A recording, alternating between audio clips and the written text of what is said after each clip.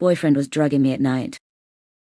I thought my boyfriend was the love of my life until I discovered he was drugging me at night. Lately, I've been waking up still exhausted. Even if I went to bed early, I'd wake up feeling like I haven't slept in days. Trying to get out of bed for work was almost impossible, which was strange for me because I was always a high-energy sort of person. A few hours of sleep and I was always good to go. I was at a loss as to what was happening. After a barrage of tests, even my doctor couldn't find anything wrong with me. The only recent change in my life was my boyfriend, who had moved in, and I was sharing a bed for the first time in my life. Stephen was the first love of my life, and this was my first serious relationship. I didn't want to spoil things by making him sleep in the spare room. I liked having Stephen around. He made a real fuss over me, and he would bring me chamomile tea every night before bed. The pain in my hip was sharp and pulsated up the right side of my body. I jumped from my bed and nearly collapsed to the floor as I struggled to get to the bathroom. "Stephen, can you get in here?"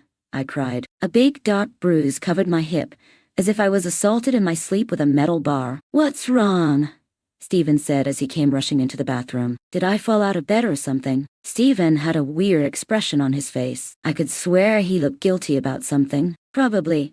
I don't know. His response was dismissive, which sent my brain spiraling with all sorts of thoughts. This is not normal, Stephen. I think there's something wrong with me. You should probably see a doctor then, he coldly said before quickly leaving the bathroom. My doctor was still at a loss and suggested I should see someone who could rule out anything nefarious. Stephen was still dismissive of me as we drove to the hospital. "I'm sure it's nothing. You're probably just stressed from work. People don't wake up with bruises over stress."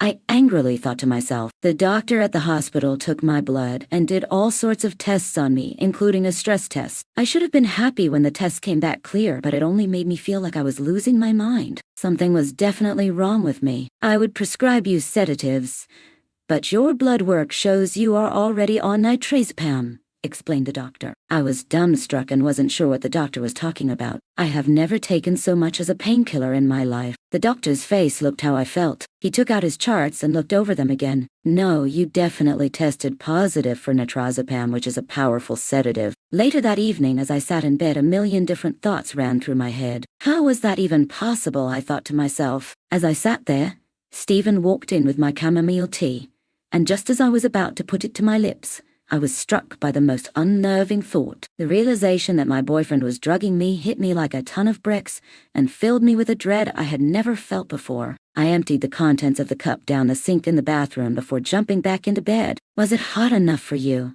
asked Stephen as he jumped into bed beside me. "Perfect as always." I felt as if I was lying beside a complete stranger. Had I ever really known him?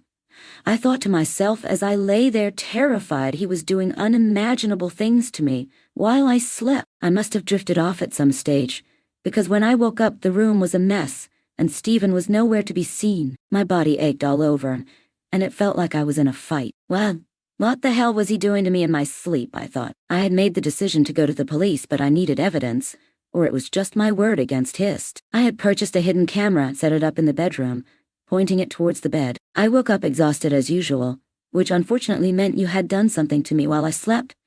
But I had it on camera. I opened my laptop to check the footage. For the first couple of hours of sleep, nothing happened. For a moment I had hoped I was imagining everything until I watched myself jolt from the bed. At first, I couldn't believe what I was doing. It felt like I was watching a horror movie.